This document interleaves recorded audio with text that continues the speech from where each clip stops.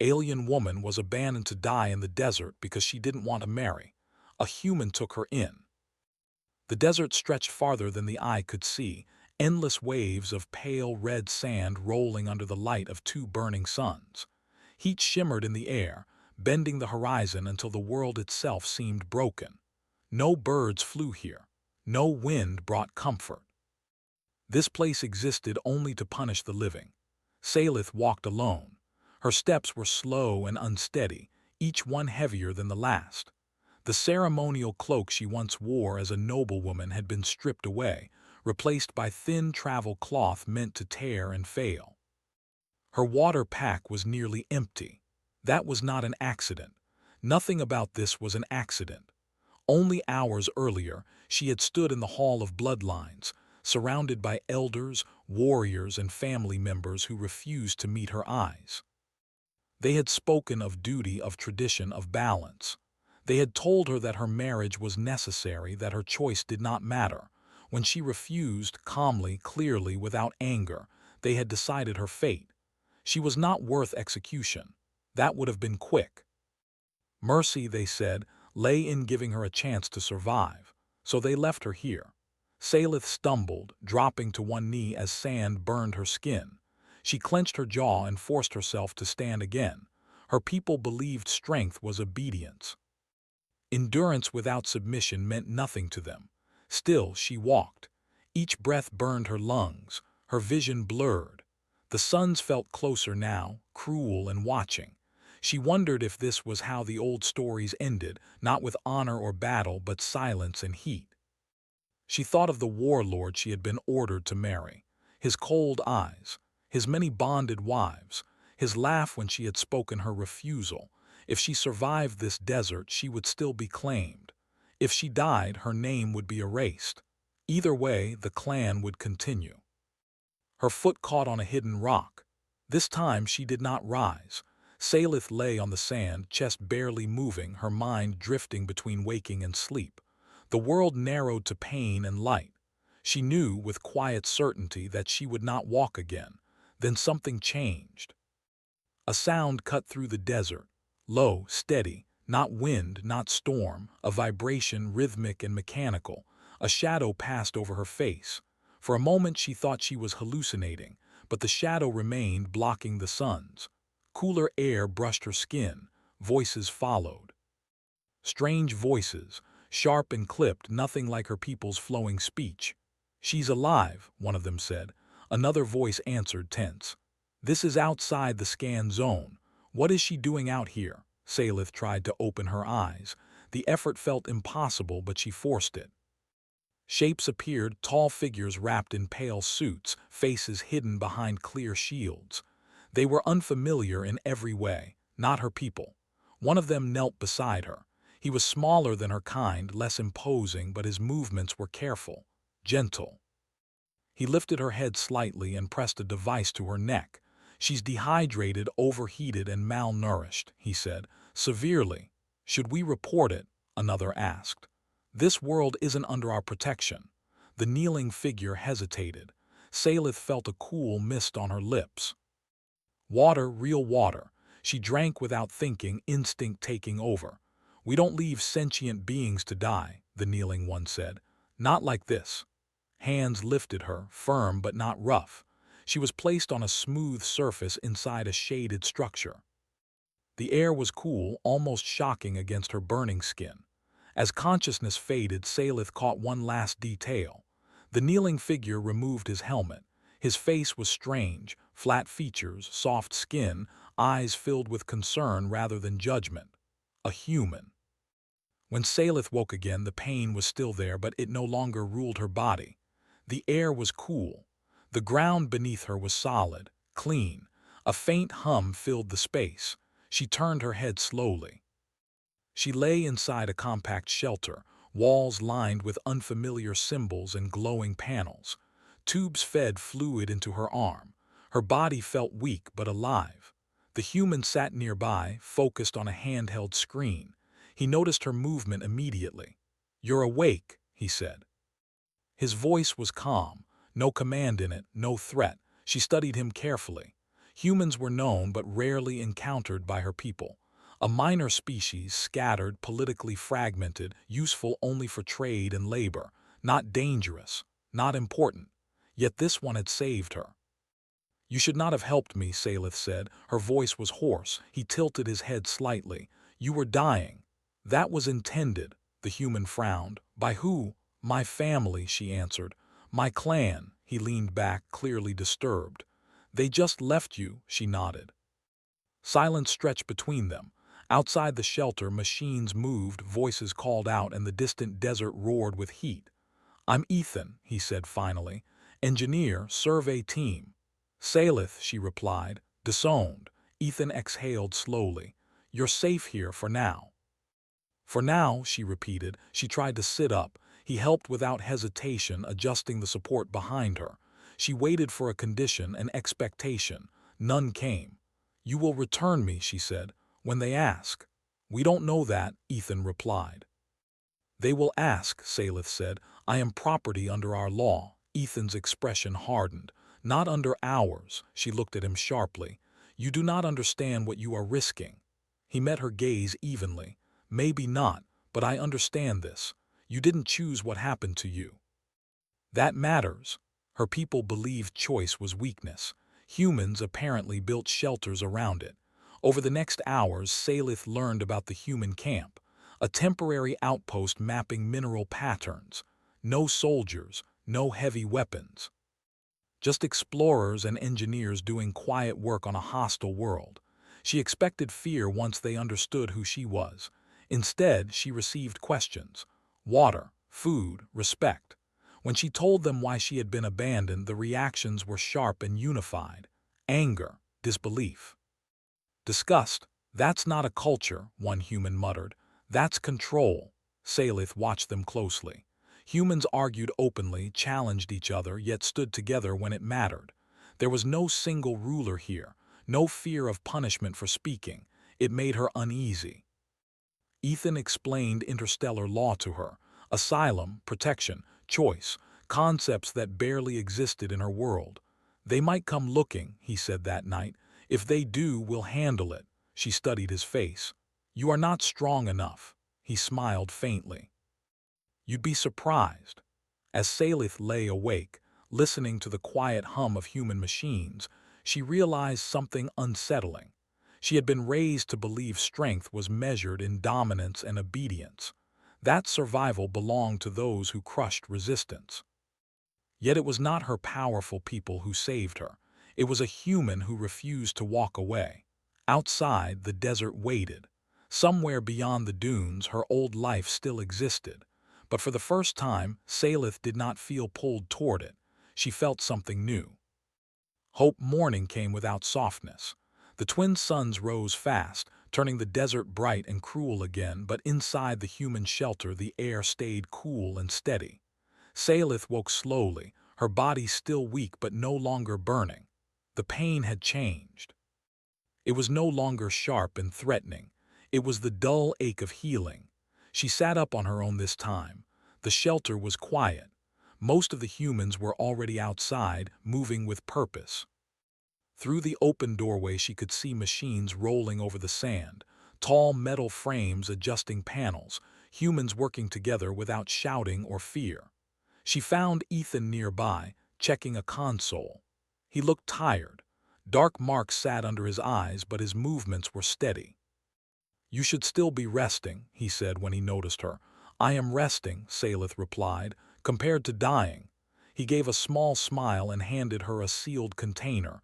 Food, easy to digest. She took it carefully. "You continue to help me." "Yes." "You still do not ask for payment," he shrugged. "You don't owe us anything." That answer made her pause. In her culture, nothing was free. Every kindness was a chain, every favor a hook. She ate slowly, watching him. "My people will not forget this." "I figured," Ethan said. "That's why we're preparing." She followed him outside. The heat struck her immediately, but a lightweight cooling wrap had been placed around her shoulders. Humans noticed small things, she was learning. The camp was larger than she first thought. Several mobile shelters formed a circle with equipment and vehicles parked between them. No walls. No guards standing watch with weapons raised. You have no defenses, she said. We do, Ethan answered. They're just not loud. That answer puzzled her. As the day passed, Salith observed human behavior closely. They worked in teams, but no one gave orders with absolute authority. Decisions were discussed, sometimes argued, then agreed upon. Even Ethan, clearly respected, was challenged openly. In her world, that would be seen as weakness. Here, it seemed to make them faster, smarter. She helped where she could, translating environmental data and warning them about desert patterns their scans had missed. When a sudden sand surge rolled in during the afternoon, it was her knowledge that saved 2 vehicles from being buried. Afterward, the humans thanked her, not formally, not as a superior acknowledging a tool, as equals. That unsettled her more than fear ever had. As night fell, the desert cooled quickly. The stars came out sharp and endless. Salith sat near the edge of the camp, watching the horizon. They will come at night, she said quietly. Ethan sat beside her. Your people? Yes, they prefer fear. How many? She thought for a moment. Enough to scare you, not enough to start a war. Ethan nodded. That tracks. She turned to him. Why do you do this? Do what? Protect strangers. Challenge stronger species. Risk your own safety for someone you met dying in the sand. He was quiet for a long moment. Then he said, because if we don't, then power decides who deserves to live. And humans decided a long time ago that wasn't acceptable. Salith looked at the stars again. My people believe order matters more than life. Ethan's voice was calm. We believe life is what gives order meaning. That night, Salith dreamed of the Hall of Bloodlines again, but this time when the elders spoke, their voices were distant and small. The desert no longer felt endless. The warning came just before dawn. Sensors flared. Quiet alarms hummed. Humans moved quickly, efficiently, without panic. Salith stood as 3 alien transports crested the dunes, their hulls marked with her clan's symbols. They found you, Ethan said. They will demand me, she replied. We know. The alien leader stepped forward, tall and armored, voice amplified across the sand. Humans, you are in violation of clan law. Return the dishonored female. Salith felt old fear rise, sharp and familiar. She took a step forward, then stopped. Ethan moved beside her, not in front of her. She's under our care, he said evenly. The alien laughed. You have no authority here. Ethan raised a small device. A human legal seal projected into the air, glowing softly. Under interstellar asylum accords, we do. The aliens hesitated. Salith felt it like a crack in stone. She is property, the leader insisted. Ethan's voice hardened. She is a person. The silence that followed was heavy. The alien ships did not attack. Not yet. They retreated a short distance, watching. They're waiting, Salith said. We know, Ethan replied. So are we. As the suns rose, Salith understood something clearly. Her people had abandoned her to enforce obedience. Humans protected her to defend choice. And that difference changed everything. The standoff lasted longer than Salith expected. The alien transports stayed on the horizon, dark shapes against the bright sand. They did not advance. They did not leave. They watched. That alone was strange. Her people preferred fast dominance. Delay meant uncertainty. Inside the human camp there was no panic. The humans adjusted sensors, reinforced shelters, and moved equipment with quiet focus. No one shouted. No one ran. Salith felt tension, but it was controlled, shaped into action. They are testing you, she said to Ethan as they stood near the central shelter. They won't like the results, he replied. Hours passed. Heat rose. The suns climbed higher. The alien ships finally moved again, this time stopping close enough for faces to be seen clearly. The clan leader stepped forward once more, flanked by armed guards. His armor gleamed, polished and ceremonial. This was not a raid. It was a lesson meant to remind the humans of their place. Humans, the leader said, his voice amplified and sharp. Your presence here was tolerated. Your interference will not be. Ethan stood with several members of his team beside him. No weapons were visible. That alone confused the aliens. You have been warned, the leader continued. Return the female and we will depart peacefully. Salith felt every eye turn toward her. This time she did not shrink. She stepped forward. My name is Salith, she said clearly. I am not dishonored. I refused ownership. The alien leader stared at her in disbelief. You speak only because we allow it. No, she replied. I speak because I choose to. A ripple of quiet movement passed through the human camp. Ethan did not stop her. He stood beside her, level and steady. The leader laughed again, but it sounded forced. Your choice ended when you were born into our bloodline. Salith lifted her chin. Then your bloodline is weak. That was enough. The guards raised their weapons. Instantly, human defense systems activated. The sand around the camp shimmered as invisible barriers came online. Drones rose silently into the air, positioning themselves with precise calm. The aliens froze. These are non-aggressive systems, Ethan said evenly. They will not fire unless you do. The clan leader's eyes narrowed. You bluff. Ethan tapped his wrist console. A distant explosion rolled across the desert as a rock formation far from the camp collapsed into dust. We don't, Ethan said. The silence that followed was heavy and real. Salith felt it then, the shift. Her people were strong, but they were not brave. They relied on fear and tradition. Humans relied on preparation and resolve. The leader lowered his weapon slightly. You would risk conflict for one alien. Ethan looked at Salith before answering. We would risk conflict to protect a principle.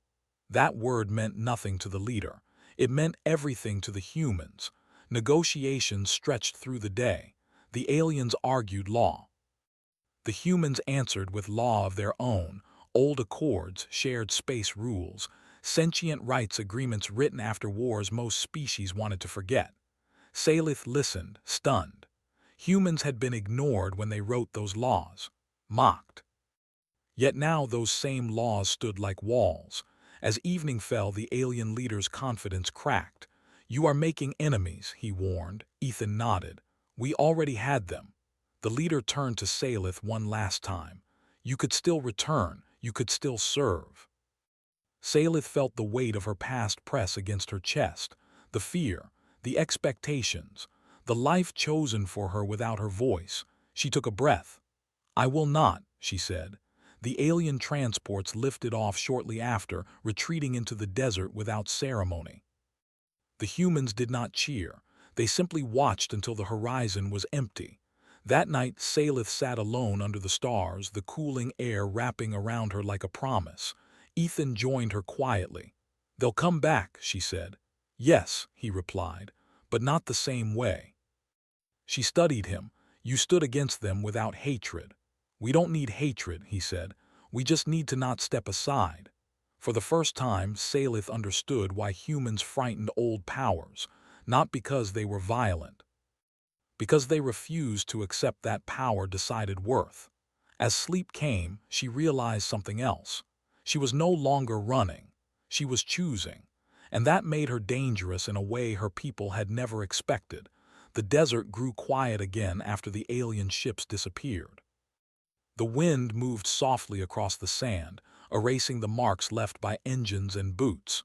To anyone passing later, it would look like nothing important had happened here, but everything had changed. The human camp remained for several more days. Equipment was packed carefully. Data was secured.